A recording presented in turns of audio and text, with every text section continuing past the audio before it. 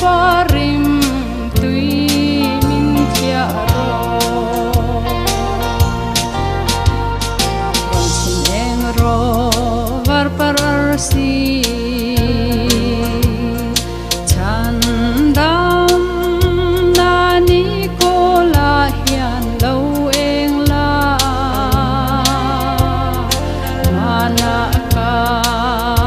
nana itruayang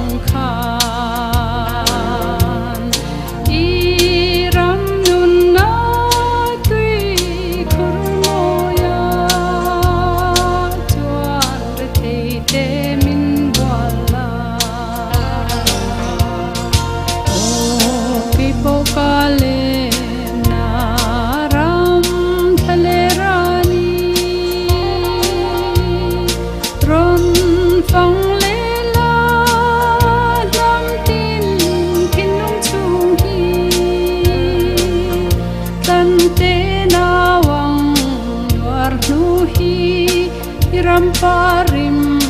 tui min thia ro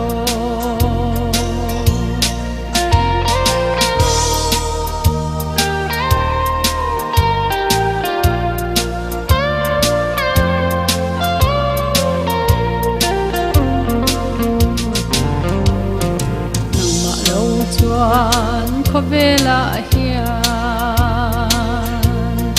do ra cha vin kan ru ral thuang min pela ka do ve ang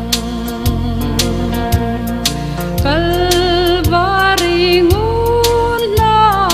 mang tu te chuan se tan aralan he ke ko kale